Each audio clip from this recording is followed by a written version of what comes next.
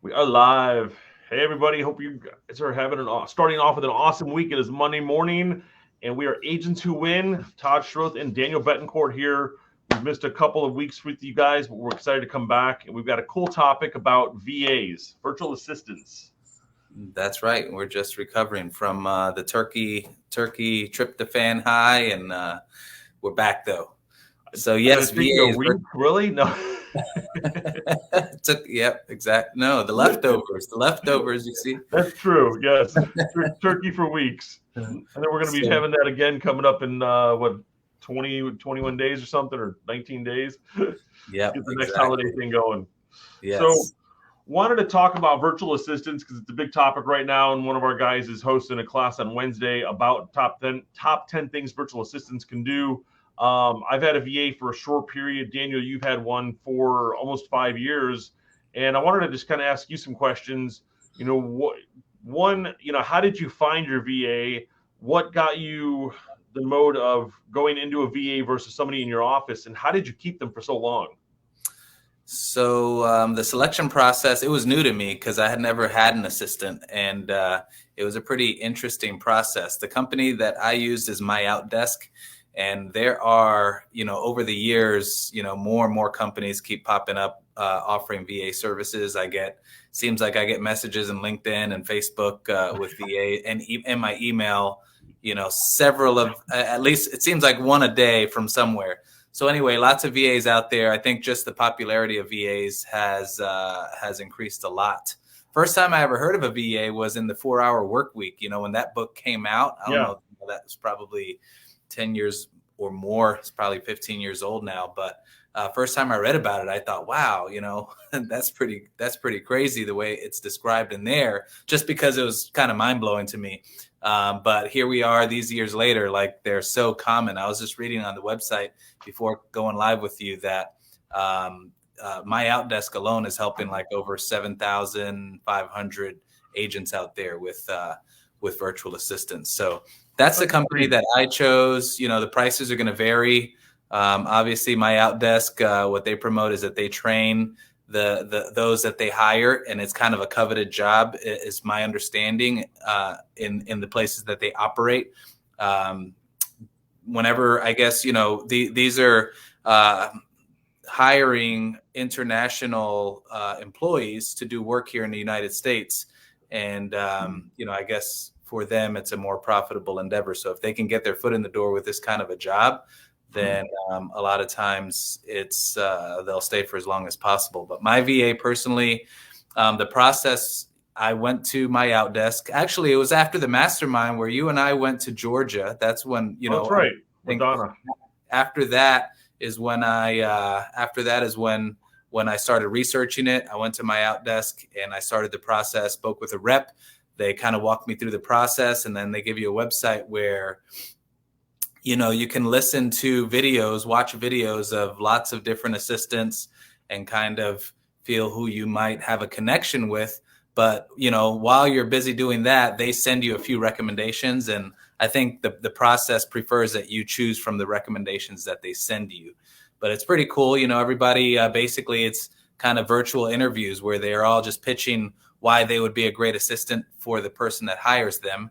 And you can watch those videos and make your decision. It also gives you like a disc profile, if I remember correctly. It's been some years, so you can see how they score on the disc profile, and you can make your decision from that point. So the VA that I hired back then, her name is Eva. She's in the Philippines, and she still is on the team. I think six years later. I think we just had our 6th anniversary recently.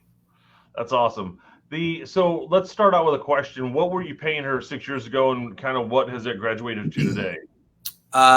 So I think the starting price at the time was like $9.15 an hour is what you pay My Outdesk. Okay. And then they have a split that they have worked out between them. So I'm not exactly sure what that is. And then at the end of each year, My Outdesk sends you an email kind of to give an assessment of their performance throughout the year. And it gives you some recommended raises, and it's about $1 an hour is normally what they recommend.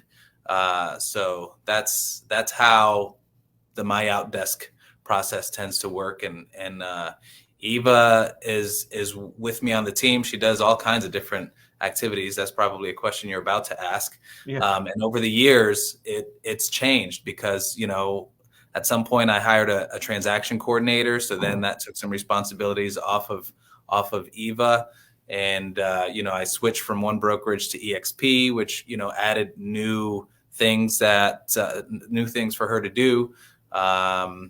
But it's been, she's been learning, and really she also helps the team. So I let the team know that if there's anything that they need real estate related, she can, because she's been helping me for so long, she pretty much knows how to do it all. Right. So if there's anything that they need, she can help. And if I'm out of town, she monitors my emails and voicemails and those kinds of things. And she can direct those emails and voicemails to someone else on the team to cover for me.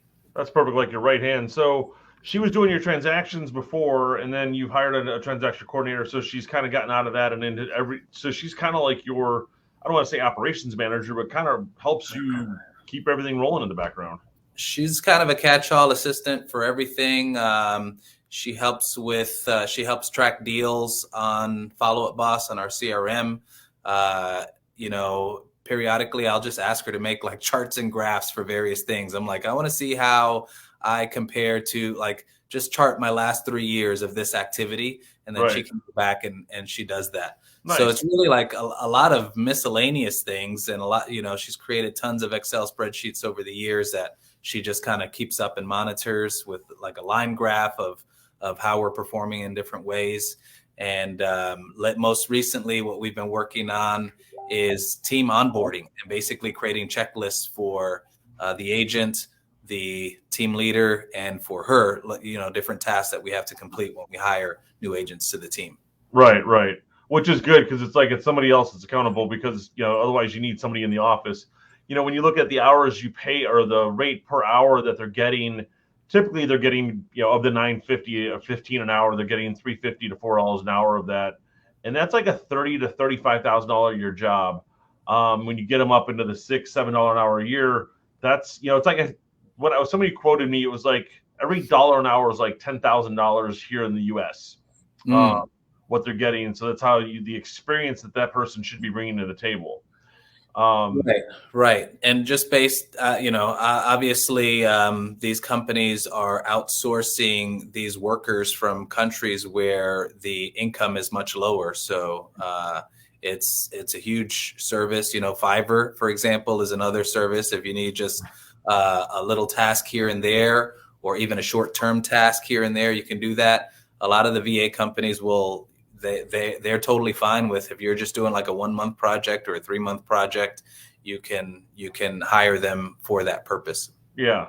And that's the good beauty of Fiverr. Now, I know my Outdesk, we've got one VA with them, and it was a 1-year contract. That's the only thing that's like, if you commit, you've got to make sure you're committed for the long term, whether you're going with my Outdesk or anybody else, because you're starting a livelihood of somebody. You're not just going there for contract work.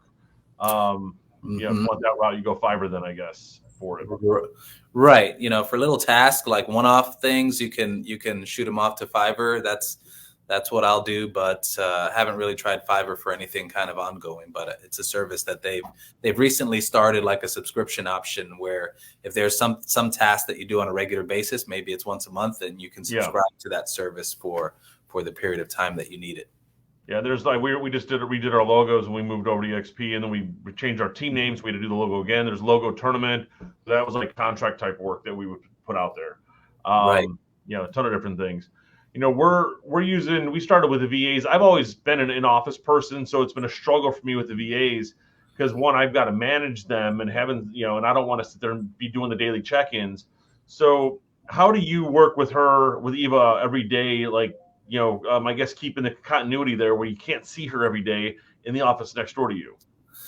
So my Outdesk has, they have technology. They have apps that you can hook up to your computer, essentially, where you can monitor what's on their screen, on a regular basis. You can just check in, and almost like a Ring doorbell, throughout the day, see what's going on their screen.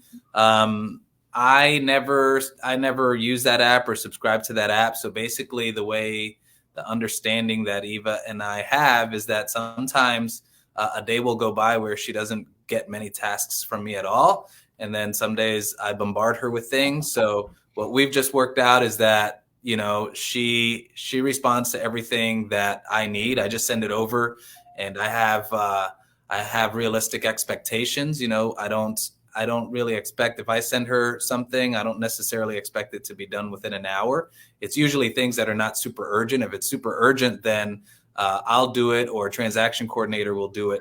But, you know, if it's something, I send this to you today, I'd like it back tomorrow. If I send this to you today, sometimes I'll say, can you have this project done by Friday? So things like that. No, that's good. It's you give her some deadlines and something to kind of work off of versus, you know, and is she working 40 hours a week for you, or she's contracted at 40 hours a week? I mean, no, we've always been contracted part-time, and Okay. So it's 20 hours a week. And she, you know, she's great about just being available when I need her. So if it's outside of her allotted work schedule, she will normally still help me out with whatever it is. So cool. I'll just, you know, so my expectation is that she's not monitoring the email all day long, but if I need something outside of our typical work schedule, I'll send her a Facebook message, and she normally responds to whatever it is that I send her. And, you know, sometimes I'm late with getting her things on time, like videos. Sometimes I'll send, you know, we have where she creates my newsletter, something that you and I have talked about. I'm supposed to have a newsletter to her on a certain day, and sometimes I get it to her after hours, and, you know, she still sends out the newsletter because she's awesome that way. Yeah, no, which is good. They're keeping up with your stuff, and I mean, I like that, because it's not just, all right, I'm in at 9, I'm out at 12. You know, they don't treat it like a job. They treat it like a, you know, career, I guess you can call it, or whatever you want to do. They just respect what's there, and you've had longevity, so that's good, even with a part-time employee. You know, 6 years. Right. And I've gotten her, you know, when in the beginning, I would recommend her to people who needed little assistance here and there. You know, doing it over, I don't know that I would do that, because that's could be a recipe for disaster. But I know that she's helping some other realtors, you know, in the background. You know, some are based on the recommendations that I gave. And then the reason why it's not a great idea is because then some will be based on the recommendations that those people gave to other people. And so it's something to consider and think about, you know, from the beginning. Yeah, no, it's smart. It's, you know, if you end up hiring somebody like you refer to me, we're going to be so busy that we need her full time. Sorry, Daniel, thanks for the recommendation, man. Eva's awesome, but we've got her now 40 hours. Sorry, man. Yeah. Well, that's why a lot of these, you know, you see a lot of these YouTube experts on that we follow. They have a team of VAs, and they're not like, hey, you know, use these people. They're great. They're doing all my stuff, because imagine what would happen at that point. Yeah, it's hire the company, not the people. I mean, so I just dove into the VA stuff a year ago, and we hired Jessica back in June of last year. And, you know, we're using Sphere Rocket for our VA services. And Sphere Rocket's run by Justin Nelson, who's here in the States, and has, I think he's employed almost 7,000 VAs. It's crazy. But the difference between like where you're at and what we're doing is we pay like a finder's fee, and then we pay them directly. So, you know, we started her out at $4 an hour, and, you know, she's doing great. So let's bump it up 50 cents. It's like, what, $100 a month. I mean, the beauty of the VAs is it's cheap, and for us, and to get the value of what they're bringing back. And I think when we were like this year, we got her to $5 an hour, and we're maybe $600 a month in all, you know, for 40 hours a week. But we know exactly what they're getting paid and how much is going to them. We did hire my outdesk for the transaction coordinator, because they have it all trained and everybody's done, you know, through their systems, like you said. You know, they've got them basically on contract basis. So we do have a 1-year commitment with her. Because we hired her, we got really busy. And then it's like, oh, wait, now we slowed down to averaging, you know, 25 pennies a month versus the 40 we were at. And then it was like, you know, now we've got to get back up to par. Otherwise, I mean, because we have in-office staff as well that handles our transactions, but it's somebody to help her in the background. Well, those, you know, Sorry to interrupt. Yeah. But for a transaction coordinating VA, if they don't have the workload that they had before, they can do other things. You know, they don't have to just do transaction coordinating. Maybe cross train them in other tasks.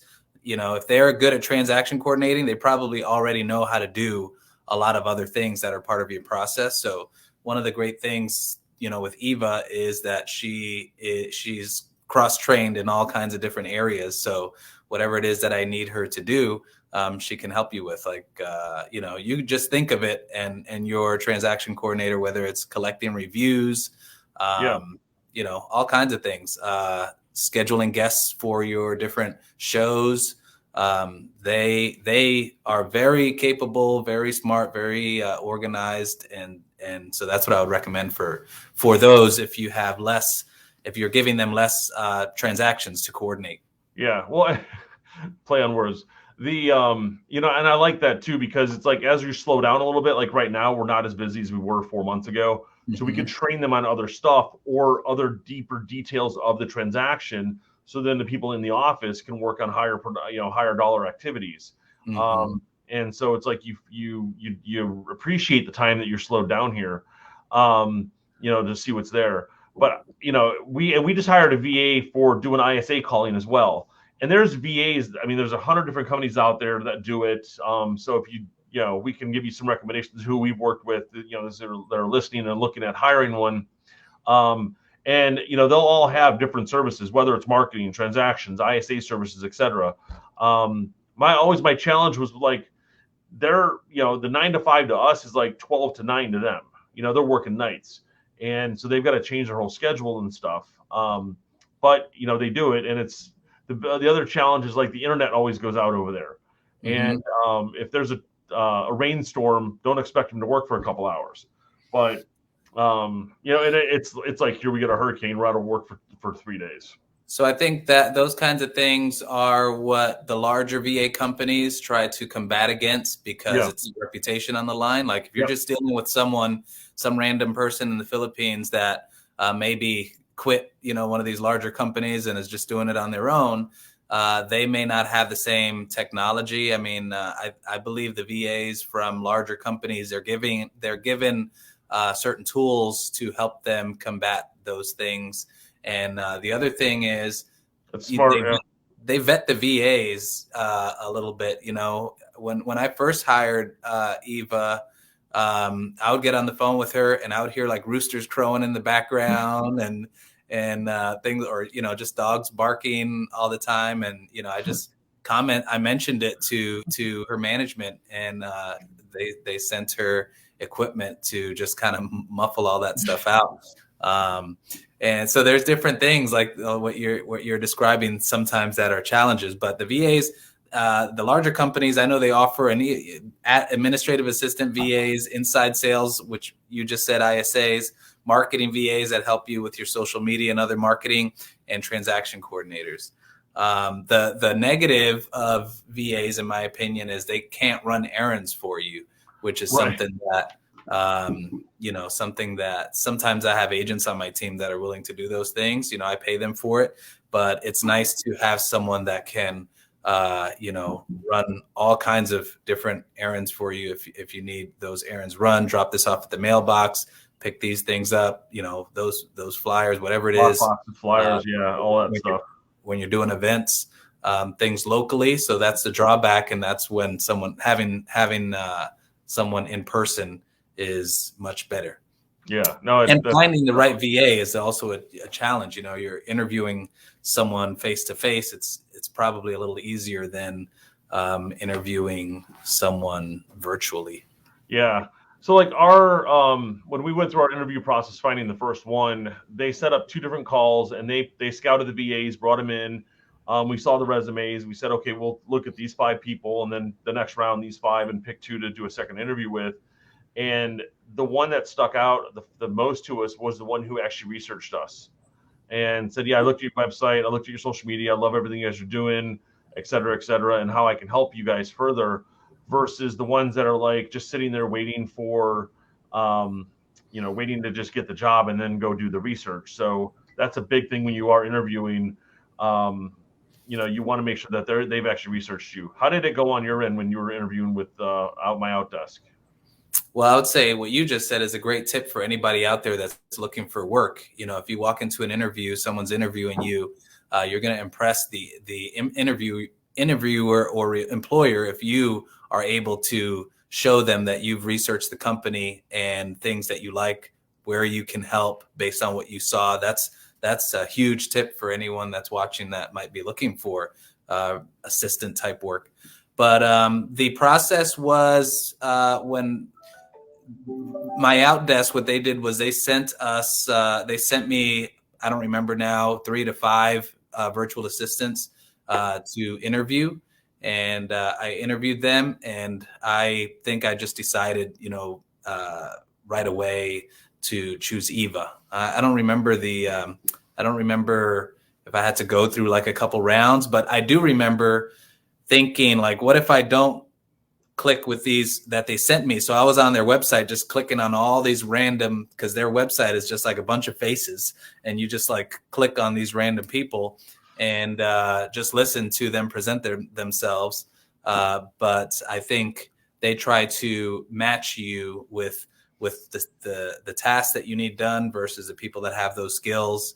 They do a good job of matching you, and they have managers that connect with you on a regular basis, whether it's weekly. I think for the first year, it was like weekly.